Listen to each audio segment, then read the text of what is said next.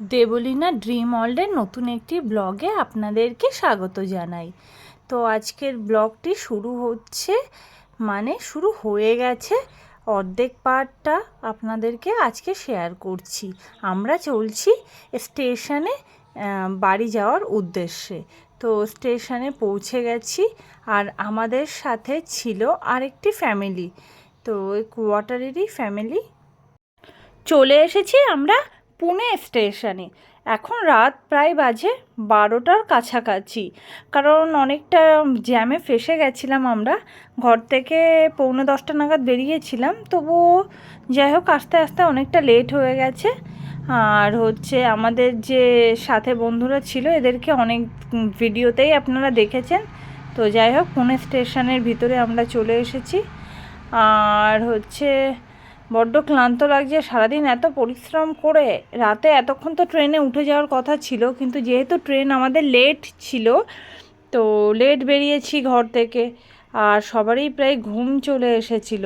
তো আমরা জানি আর 1 থেকে 2 ঘন্টা বসলে মোটামুটি ট্রেন দিয়ে দেবে, তো তখন আমরা আর কি ট্রেনে উঠে পড়বো, ঘুমাবো। কিন্তু যাই হোক এখন দেখছি অ্যানাউন্সমেন্ট করছে, বা ড্যাশবোর্ডটি বারবার দেখছি যে কখন কি বৃত্তান্ত ট্রেন আসবে। সবাই মোটামুটি বলছে ট্রেন লেট আছে। ডাল ভাত জিরা রাইস করলাম, ডাল করলাম আর ইয়ে ছিল 6টা লুচি করলাম। এই দুটো ছিল।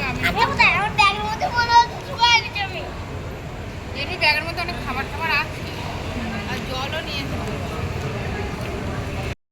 দেখুন আর একটা কোথায়, ওই একটা একটা করে হারিয়ে যাবে। এই বাবা আমার লুচি খেতে চায় না বলে বাচ্চাদের পাচ্ছে ঘুম, আর ট্রেনের অ্যানাউন্সমেন্ট হয়ে গেছে। ড্যাশবোর্ডেও দেখে নিয়েছি ট্রেন আসবে নেক্সট ডে, বা পরের দিন সকাল 7:30টায়। তো দুর্ভাগ্যবশত কি করব, এসি ওয়েটিং রুমে গিয়ে দেখলাম প্রচণ্ড ভিড়। তো আমরা নিজেদের কাছে বেডশিট ছিল, সেটা মানে পেতে সুন্দর করে বিছানা করে নিলাম। রাতটা এভাবেই কাটাতে হবে মনে হচ্ছে।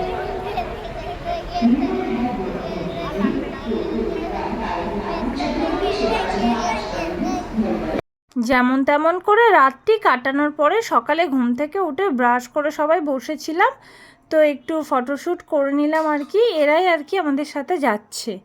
আর সকাল হওয়ার পরে দেখুন এখনও সেই পুনে স্টেশনে বসে আছি, দেখে মাথা তো গরম হয়ে যাচ্ছে, কিন্তু কিছু করার নেই, যেহেতু ঘর থেকে বেরিয়ে পড়েছি। এবার বাড়ি পর্যন্ত না যতক্ষণ পৌঁছাবো ততক্ষণ আর শান্তি নেই। যাই হোক ট্রেনটি দিয়ে দিল, এটা দেখে অন্তত মানে হাসি আর খুশি তো আসছিলই না, বরং মানে অস্বস্তি বোধ হচ্ছিল। বাড়ি যাওয়ার আনন্দটাই মাটি হয়ে গেল, কিছু আর করার নেই।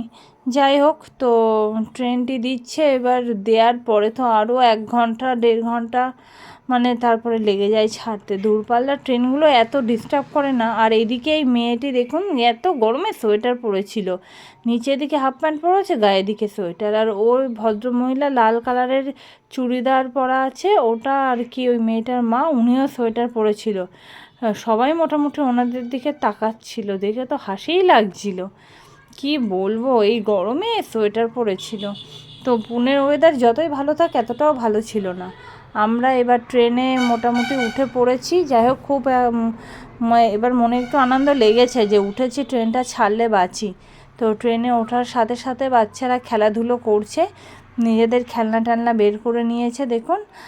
আর হচ্ছে ওই যে ক্যাম্পের থেকে যে বাচ্চা মেয়েটি আমাদের সাথে আসতো না, ওরা ওই দেখুন পুরো ট্রেনের উপরে উঠে খেলাধুলো করছে। যাই হোক সফরটা একটু যাতায়াতের জায়গাটা মানে একটু ইজি হয়ে গেল। আর আমার ছেলে উঠেই জানালার সিট নিয়ে নিয়েছে। নিয়ম অনুসারে বাচ্চারা তো চলে যায় জানালার দিকে না। তো খুব সুন্দর আশেপাশের পরিবেশ দেখতে দেখতে যাচ্ছি। আর যাই হোক আজকের ব্লগটি এখানেই শেষ করছি। আপনাদের সাথে দেখা হবে আগামী ব্লগে। ততক্ষণ পর্যন্ত আপনারা সুস্থ থাকবেন, সাবধানে থাকবেন। আর আমার ভিডিওগুলো যদি আপনাদের ভালো লেগে থাকে তো প্লিজ আমাকে আপনারা সাবস্ক্রাইব করুন, সাপোর্ট করুন। আর আমাদের জার্নি এখনও কন্টিনিউ আছে, আপনারা দেখতে থাকুন। আর লাগবে